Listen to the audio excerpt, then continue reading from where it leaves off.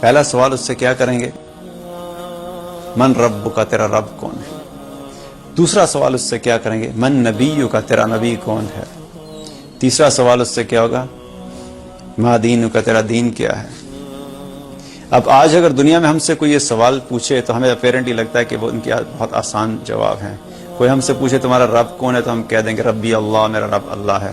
کوئی ہم سے یہ سوال پوچھے کہ تمہارا نبی کون ہے تو نبی صلی اللہ علیہ وسلم کے بارے میں بتا دیں کہ محمد رسول اللہ صلی اللہ علیہ وسلم۔ اور اگر کوئی یہ سوال پوچھے کہ تمہارا دین کیا ہے تو ہم کہیں ہمارا دین اسلام ہے۔ لیکن قبر میں اتنا سمپل، اتنا اسٹریٹ فارورڈ نہیں ہوگا کہ اپنی مرضی سے جس کے آیا بس بتا دیا اور مسئلہ حل ہو گیا اور وہاں سے آگے چلے گئے۔ قبر میں وہی شخص ان 3 سوالوں کے جواب دے سکے گا جس نے اپنی زندگی اللہ کو رب مان کے گزاری ہوگی، جس نے اپنی زندگی نبی صلی اللہ علیہ وسلم کو اللہ کا رسول مان کے ان کی زندگی کے مطابق اپنی زندگی بسر کی ہوگی، جس نے اپنی زندگی اسلام کو، اپنے دین کو اپنی زندگی میں پرائرٹی دے کے اس دین کے مطابق اپنی زندگی کو بسر کیا ہوگا۔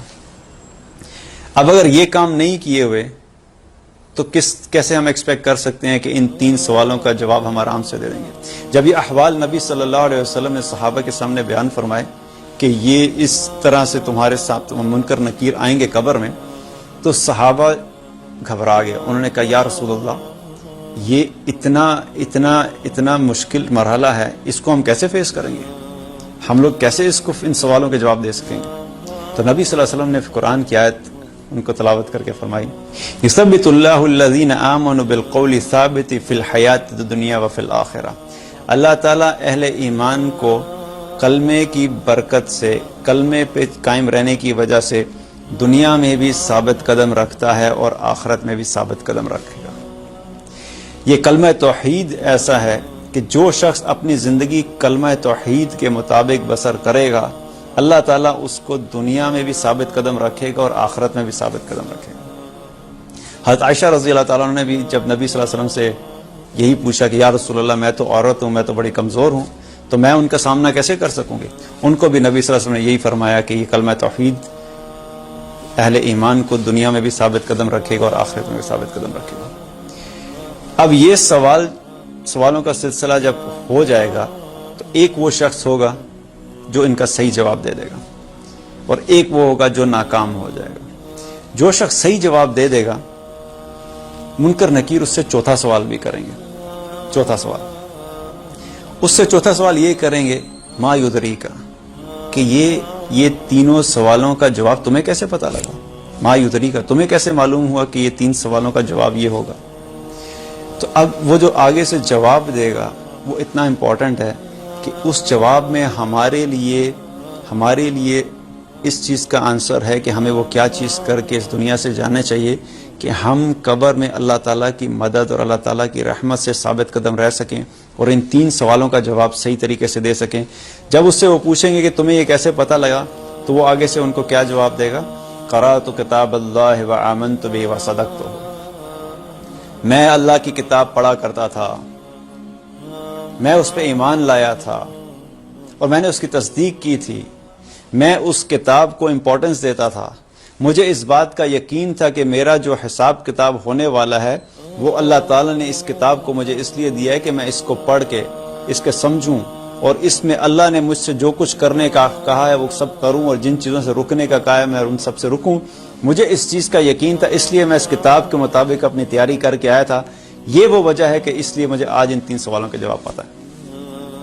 اس میں کوئی شک نہیں کہ جب تک اللہ کی رحمت کسی انسان کے ساتھ نہیں ہوگی اس کا کوئی جواب نہیں دیتا۔ لیکن یہ وہ کام ہے جو کہ حدیث میں آتا ہے کہ وہ شخص فرمائے گا کہ میں قرآن پڑھا کرتا تھا، اس کے مطابق میں اس پہ ایمان لایا تھا، اس کی تصدیق کی تھی اور اس کے مطابق میں اپنی زندگی بسر کیا کرتا تھا، اس لیے میں آج ان سوالوں کا جواب دے سکتا۔ اس سے ہمیں کیا پتہ لگتا ہے کہ قرآن ایک ایسی اہم کتاب ہے ایک مسلمان کی زندگی میں، اس کے بغیر ایک مسلمان کی زندگی کا تصور نہیں ہے۔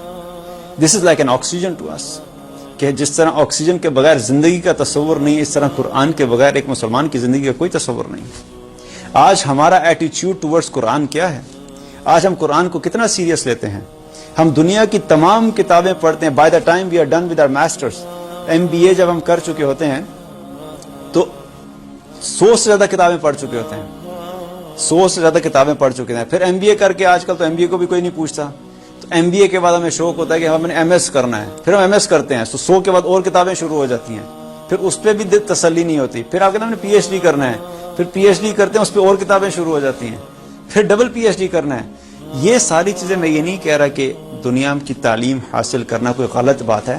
The point which I am trying to make is کہ ان چیزوں کے اوپر تو ہم اپنی زندگی میں فل ڈیڈیکیشن کے ساتھ 100 سے زیادہ کتابیں سیکھنے کے لیے تیار ہیں, لیکن وہ کتاب جو ہمارے لیے قبر میں کام آئے گی, وہ کتاب جس کے ذریعے سے اللہ تعالیٰ ہمیں قبر میں ثابت قدم رکھے گا, وہ کتاب جس کے ذریعے سے ہم نے وہ جواب جو قبر میں سوال ہم سے ہوں گے اس کے جواب ہمیں پتہ لگنے ہیں, اس کتاب کے ساتھ آج ہم کتنا سیریس ہیں, اس کتاب کو سیکھنے کے معاملے میں ہم کتنا سیریس ہیں, اس کتاب کو ہم روزانہ کھول کے کتنی دفعہ پڑھتے ہیں.